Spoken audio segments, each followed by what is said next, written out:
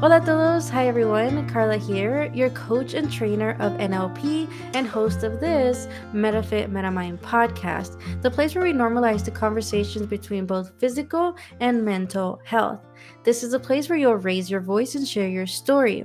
As your coach, I'm here to guide you to let go of all your limiting chains behind, and I'm on this mission to empower and create awareness and expansion in your life.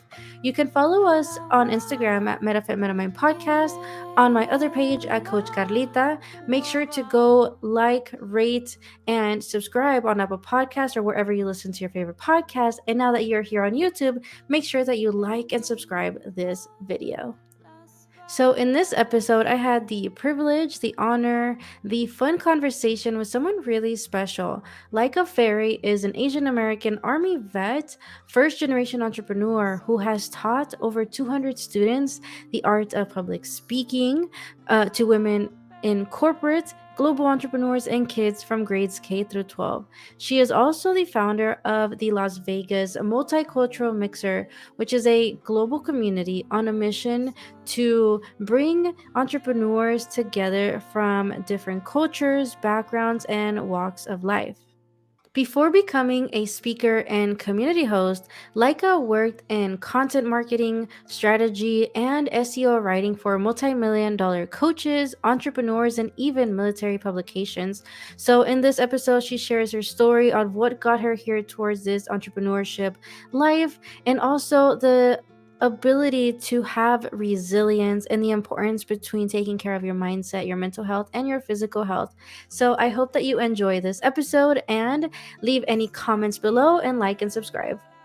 Hi, everyone. Thank you for being here on Metafit Metamind podcast. I'm really excited for today's episode because I have a really, really special guest who, we've been talking, we've been connecting, and she's doing some really cool stuff. So I wanted to introduce you to Lyka Ferry. She is the founder of the Las Vegas Multicultural Mixer for Entrepreneurs and many other things, among, being Asian American, Army vet, and all kinds of other things. So Lyka, thank you for being here.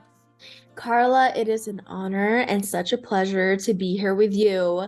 This feels like one of our many conversations, so I'm excited to jump right in. Yeah. So the first thing that I like to ask, and every guest that comes on here, because that's what this show, this podcast is about, is for you to share your story and journey and inspire and anything else that you want to share, of course. But first, who is Lyka? Ooh, I love that question because my full name is Lyka Ferry, and that is such a powerful name because it has a story behind it. So my family, I was born in Cebu, Philippines. Like we were in the poorer province area. And my grandma's actually the one who named me Lyka, but my last name wasn't always Ferry. And the reason why that switch happened is because when I was 3 years old, my mom had the realization that if I stayed in the Philippines, I wouldn't have much of a future there. And she didn't want me to go through the same suffering and struggle that she experienced in her own life. So she asked her sister, which is my aunt, to adopt me because she had married an American. And so I got adopted, and my mom made that ultimate sacrifice to give up her only child, her only daughter, to her sister just so that I could have a better chance at life. And so I know that a lot of people might bring up what they do professionally, and sure, that's important, but foundationally, my name reminds me of the sacrifices, and that at the end of the day propels me and moves me forward in all of my endeavors. So yeah, you were mentioning I'm the founder of the Multicultural Mixer. That is what I do. I'm a speaker, I'm a writer. My background is in content marketing, but now I'm all about celebrating diversity and bringing entrepreneurs from all walks of life together. That's awesome. And like I've been, watching you, listening to you. I was able to attend your speaking event earlier this year. So I was like, oh, this girl's so cool. Like I want to know, how she got to this place of being able to be on stage and being a powerful speaker, sharing a powerful story, and with all the things that you're doing now. So what is that story or that journey that has gotten you you kind of shared already a little bit of like where Lyka Ferry, the name, comes from and how that is part of your identity and who you are. But what is that led you to be where we are at today? So when I came here to the States, I was in love with writing. Like that was something I was immediately gravitating to. So at 3 or 5 years old, I was like, I'm going to be an author. And I told my family that, and they all told me it was ridiculous, basically. Like to boil it down, they said, be another Harry Potter to be successful. And we don't want you to like have a risky life or to give a chance for failure to be your life choices, basically. And so I had pivoted away from creative arts, even though that was my passion. Like I was part of a speech and debate team all through high school. I was always in like the gifted classes for English and things like that, and scored so well in all of them. And it never occurred to me that I could make a career out of it because it wasn't safe, it wasn't stable, it wasn't predictable. And, the sacrifice, remember my name, reminds me of that all the time. It weighed heavily on me. So I really thought I was going to be a veterinarian. But junior year of high school came around and a army recruiter came in. And I sat down with them and I was like, you know what? I don't feel like going straight out of high school and spending another 4 years at a desk. Like that doesn't feel right for me. And I wanted to be different.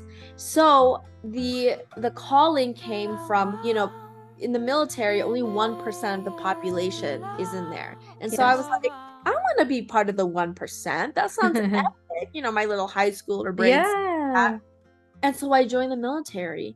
And that was a transformational experience for me. I just finished out my contract this year, actually. Congratulations, by the way. So much.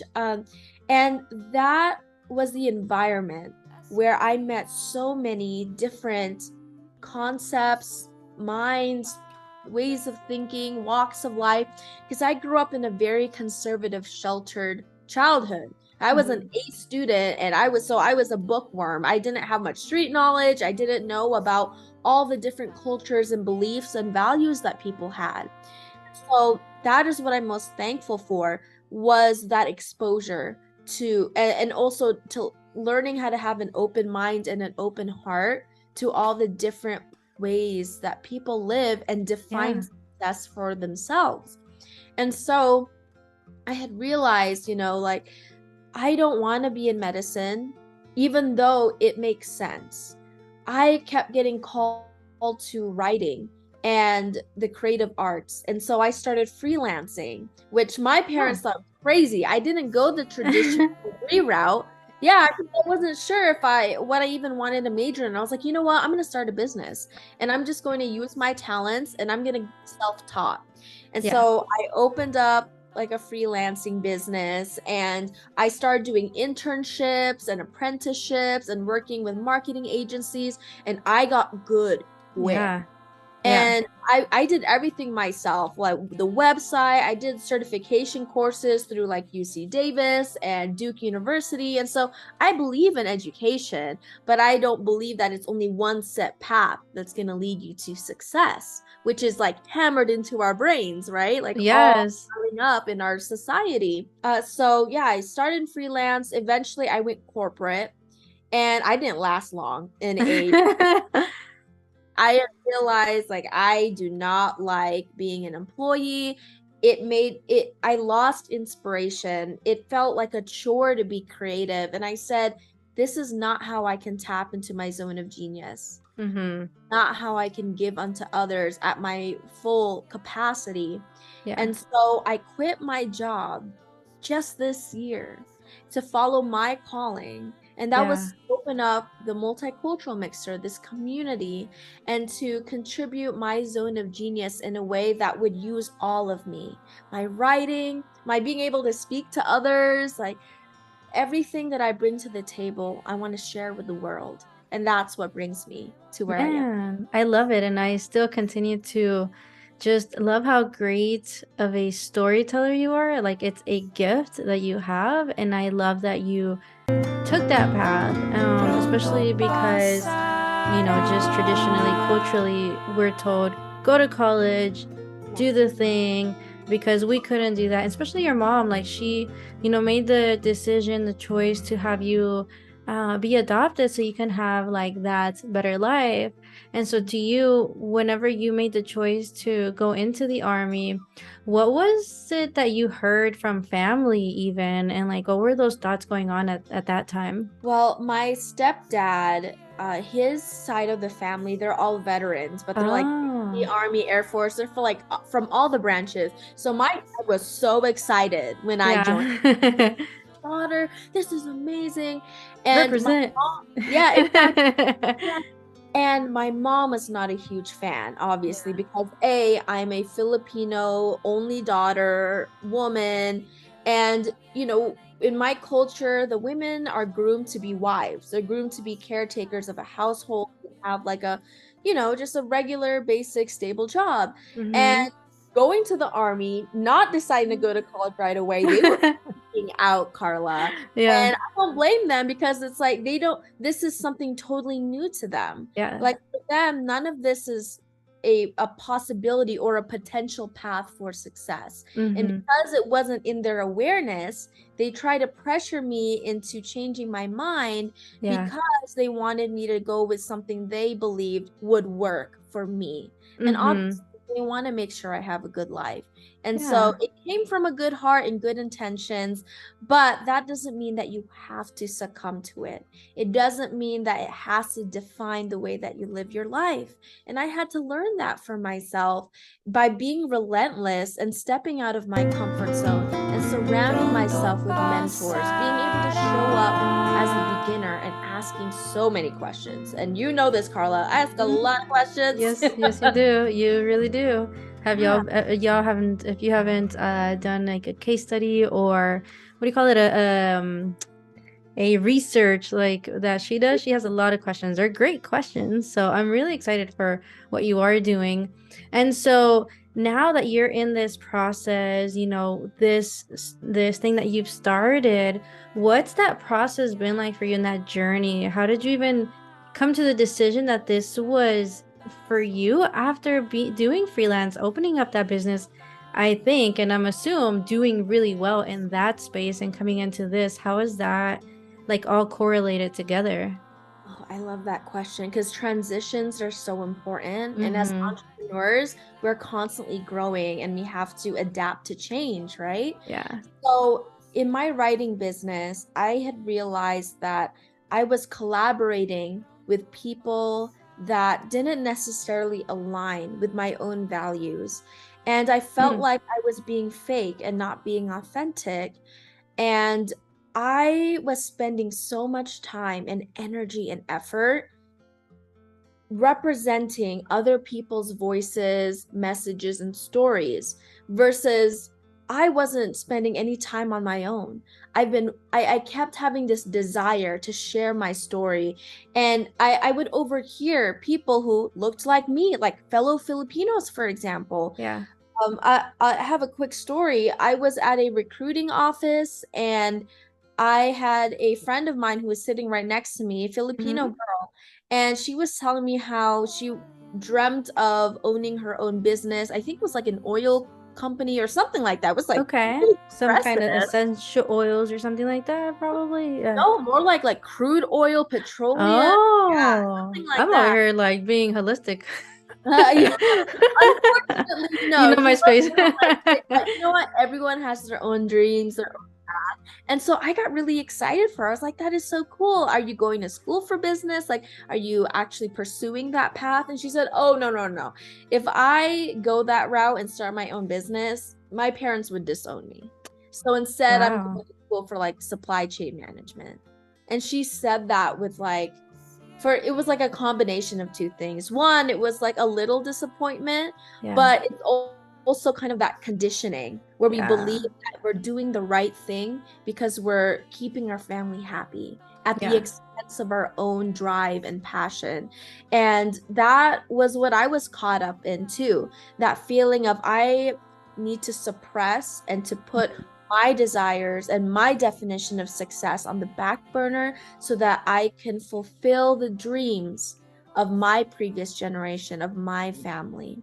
Yeah, and conditioning is such an important topic, I would say, because for the most part, we are in a bubble for a long time until we finally step out and have to make those choices, those decisions.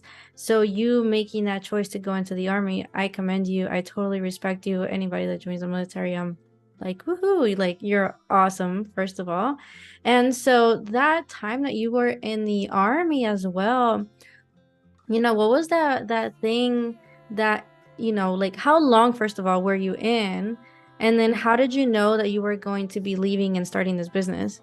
Ooh, okay. So I had a 6-year contract, but I Okay. was in training for 2 years, which is Oh. longer than most people are in training. Mm-hmm. I'll tell you why. First of all, basic training, that's what everyone does. And then I went straight to my advanced schooling, which Mm-hmm. at the time was to be a combat medic.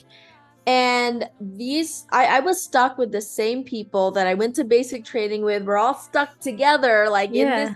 path, All right? being buddies. Yes, Yeah. exactly. We're super close, and I thought I was going to be graduating with them, and everything was hunky dory. I was having Mm-hmm. a great time, and all of a sudden, my sergeants, the leaders in our class and our company, were telling me that I had a limp, and Oh. all of a sudden, I started having issues keeping up with the marching, and I couldn't stay in formation. And eventually, I even went to a masseuse, and she was like massaging my hips, and she told me, Wow. "You need to go see a doctor because your hips are inflamed." So she was a good masseuse for noticing that and for even Yes. telling me. But so I went to my doctor, and they told me that I had stress fractures. Yeah, What? so it was on both sides of my hip. And because I had stress fractures, I couldn't do the last week or the last 10 days of field training that are required for you to Yeah. graduate. And so I had done all the technical stuff, passed all of like the EMT portion and everything. All those And I tests. was one training away from Wow. graduating after like probably that was like 5-6 months into training already. Yeah. And so the physical therapist gave me crutches, and I just remember, I will never forget that day. I had a battle buddy, someone that had to come with me for my appointment, and I didn't know this person very well, but I started sobbing into her arms Yeah. because I felt like my entire everything that I sacrificed and pushed through, and I hated life at one point because it was so hard, Carla. And I Yeah. felt like all of that was being thrown away because of Yeah. injury. And so I stuck around for another 6 months almost of physical therapy to finally heal. And they gave me the option, do you want to stay in and do a different MOS, like a different job in the army, or do you want to just go home and call it quits? And Yeah. obviously, my stubborn butt was like, no, I'm staying in. Let's just go a different job that isn't likely to give me the same injury. And that's when I got placed into human resources school. Got it. Yeah, so I was an HR specialist for the Army, and I did that up until I launched my freelance business, and my unit back in Nevada was like, "Hey, you have these skills that are aligned from your civilian career to what you do in the Army. Let's Mm-hmm. let's align them, like actually get you a job that uses those skills." And that's when I started working in public affairs in the Army National Guard. And Wow. yeah, so I think the biggest thing of what kept me in the military was because I was in the National Guard, it Mm-hmm. was just a 1 weekend per month, 2 weeks in the Gotcha. summer kind of Mm-hmm. commitment. And I loved my friends, I loved my leadership, I loved the skills and opportunities that came about it. And I loved collaborating with my leadership on the initiatives that we had to become allies for LGBTQIA+, for diversity, inclusion, and equity in the Army and the military as a whole. There were so many initiatives that I was a part of, and I think I missed that the most, but that made me realize it doesn't have to stay in the military. That's only 1% of the population. And so that's why the multicultural mixer is such a beautiful, I guess, coming together and a new beginning of creating a community and creating initiatives that are able to reach beyond the 1%. Yeah, and that's really like I feel like the passion behind what you're saying and this whole process. And so I'm gonna ask about this here in like what you're excited about with the multicultural mixer. But let me ask you, in this process of making decisions, getting out of that the social norm or what we're, programmed growing up through culture, family, tradition, military, those rules in this whole process and through your own experience, and also not doing the job that you originally went in to do because of something physical that took place as well that was pretty much out of your control. What in your experience is that correlation between that mindset, that mental health, and that physical health, from your perspective? Such a great question. I love all of these, Carla. With physical health, obviously that is a priority in the military. And for me, I've never taken my physical health as very important. On the flip side, though, my mental health was never that important to me either, because growing up, mental health is kind of a taboo topic. You don't It really talk is. about that, like, oh, are you crazy? You bonkers? You need to go to the hospital? Like, what's going on here? Like who needs, like, what are you talking about? Who needs that help? Why? Like people, yeah. Exactly. Like depression, you're just Mm-hmm. trying to get attention. It was like that kind of Yeah. toxic narrative. And Wow. because of that, I never really talked about my mental or emotional health in the military or even prior to that. And I'm just starting actually my journey. 2 years ago is when I really started getting counseling and realizing that yes, physical health is so important, and it's a work in progress for me even now, Yeah. but mental health is so deep. It is something that surpasses and transcends beyond our physical form. And that's why I think there were so many statistics and sayings that our leaders in the Army would tell us, like, if you are dead tired, you actually have 40% more energies for you to keep going and pushing physically and all that. And I was like, that's all in the mind. Like, our mind is powerful. I remember running like for 2 miles. I'm a horrible runner, by the way, and I would be dying. Like, I Yeah, would like why? yeah, I would see the end line and people yelling at you like, yeah, you can do it. And all of a sudden my legs start getting faster and I'm like, "Ah," and I'm like screaming and you could feel the tingling in your body. But Yeah. that catalyst, that reaction happens, it starts here. Mm-hmm. And when I started learning more spiritual principles about like the law of attraction and Mm-hmm. manifestation and learning, like you've been talking about NLP too. And before Yeah. I got exposed to NLP, I started learning about the inner voice and how Mm-hmm. we speak to ourselves and how our thoughts become actions, those actions become habits, and those habits become our results.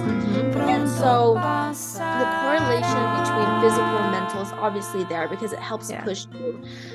But I also think that if you had to choose between the two, not really choose, but if you had to focus more on your emotional health and then your physical, Mm-hmm. obviously you can't separate the two.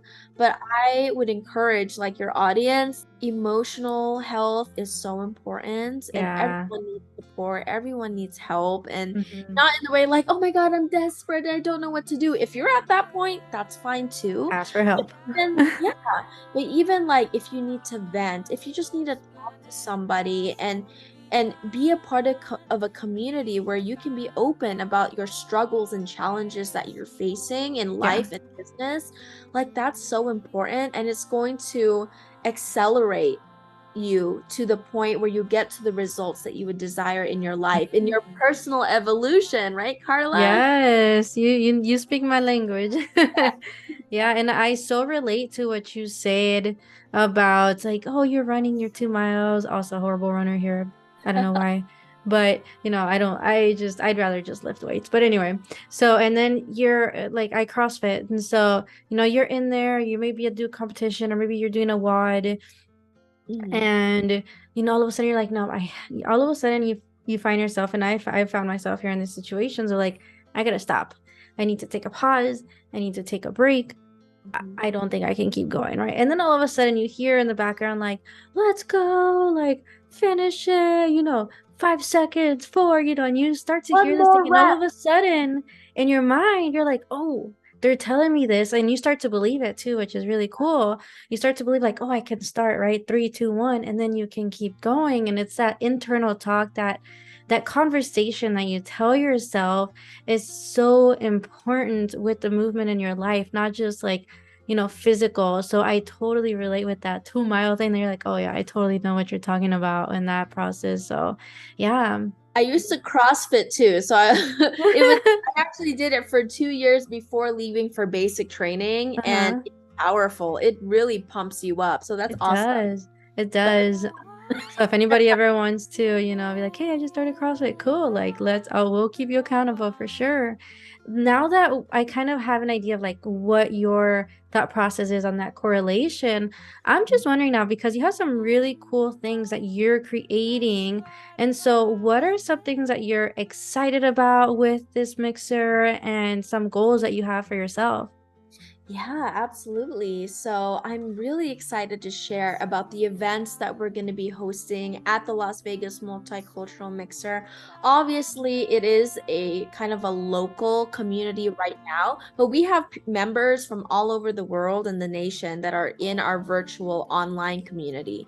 But definitely, what I'm working towards is our first local in-person event. And Yay! I'm some things that are already in the works. You're actually like the first person to hear about this outside of like my immediate family Yeah. and that. There is a connection that I have with Resorts World where we might be able to Wow. have our first venue there. And my kind of vision for these mixers that we're doing in person, obviously, there's a reason why it's called a mixer. It's Mhm. literally mixing beliefs and stories and values and insights and expertise together all in one place.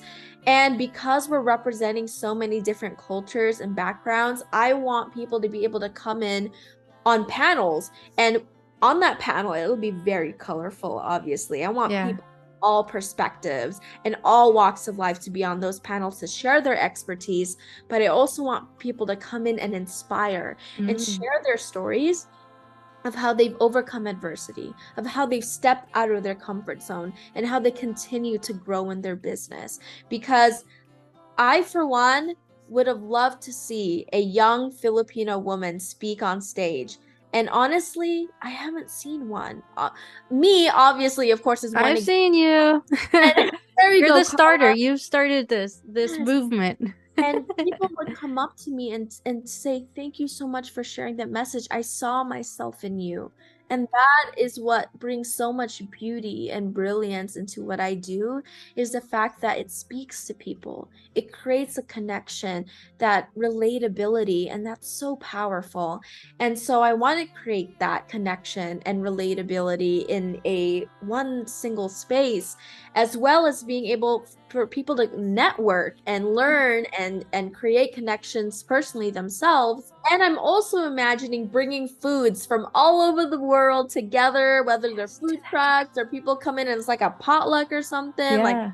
I want to bring foods and ideas and stories from all over the world. Man, Oh, this is gonna be some epic mixer oh, in Las Vegas. And if I can, whenever I find out those dates, I'm gonna see if I can make it work, or on your next one. So, let's make it happen. So any of you that are in Las Vegas, stay mhm. tuned.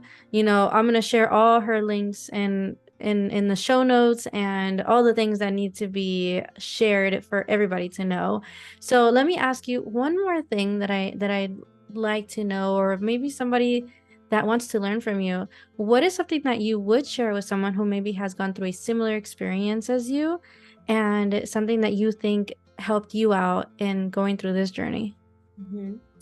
Two big things. Yeah. One, is be relentless. And that is tied in to the second piece, which is to play to win. And I say that because I hear a lot of people say, I want to be an entrepreneur or a business owner because it seems easy, or it seems like freedom and I can do whatever I want. No one's the boss Yeah. of me. And I'm just like, let me Free. talk. Let's Yeah. sit down and let's talk about this. Like, Yeah. great that you value freedom and flow and ease. Like, obviously, I love that too. And Mm-hmm. I go out of my way to figure out how to increase the amount of flow and ease in my life.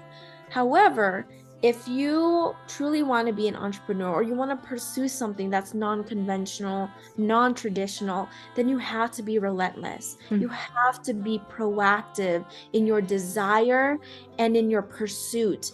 And when people say follow your dreams, I feel like that's a little passive. Like, oh yeah, I'm like walking with my dream. It's like we're Yeah. arm in arm through this field of daisies, but no, you have to pursue it. You really Yes. gotta chase after it.